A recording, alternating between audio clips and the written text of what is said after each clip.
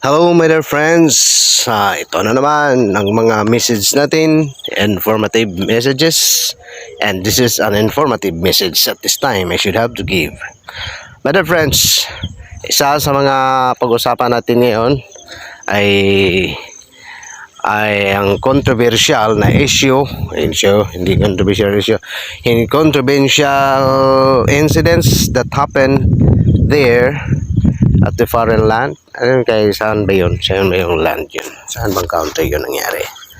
So dito, unti-unti nating i-aware ang mga kaibigan natin kung sa mga incidents na katulad nito. Yung pag-usapan natin ay ito pa rin ang pag-usapan natin. Ngunit ay pag-usapan natin kung kailan hindi maglalak yung sex organ ng babae at lalaki. Bakit hindi yan maglalak? Kahit paglalagyan natin yan ng yung pawikan yan sa amin sa Bisaya dito eh. Pawikan, ano ba yan sa inyo yan? Yung malaking turtle or sea turtle, yung malaki na pawikan sa amin yan dito. So kahit na paglalagyan mo yan, hindi pa rin maglalak yung sex organ. Bakit ba? Anyway, alam na naman natin yun ang cause, di ba? Bakit yan naglalak? So dito kahit paglalagyan mo yan, hindi yan maglalak. Ano ba ang ginawa? Okay, ano ang gagawin? Okay, ito ang pag-usapan natin. So dito my friend, basta't malalagyan kayo niyan, tiyak na maglalak talaga yon, ha? Maglalak talaga yon. Hindi mangyayari hindi iyon maglalak. Ngunit kailan na hindi yan maglalak? So dito my friend, may mga pangyayaring hindi yan maglalak. Paano at bakit? My friend, ito sasabihin ko sa inyo ang sekreto. Hindi yan maglalak sa mga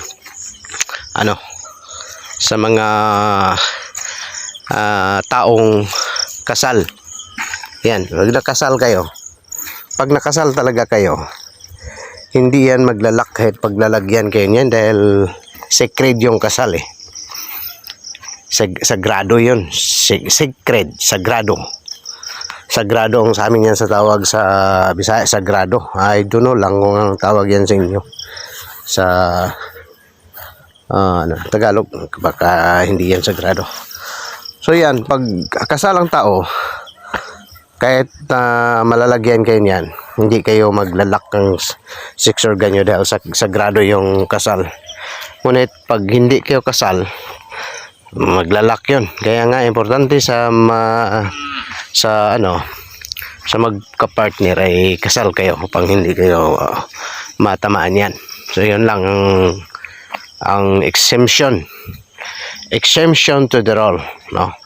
Hindi maglalak kahit paglalagyan kayo niyan. So dahil pag hindi kayo kasal, pag kirida lang kayo, tiyak na maglalak yan pag hindi yan matatanggal. So yan ang dahilan kung bakit yan. So wag ko lang pabain ng todo. This is your friend Alfredo Gallego of this channel, Alfredo Gallego and Alfredo C. Gallego. Have a blessed day everyone.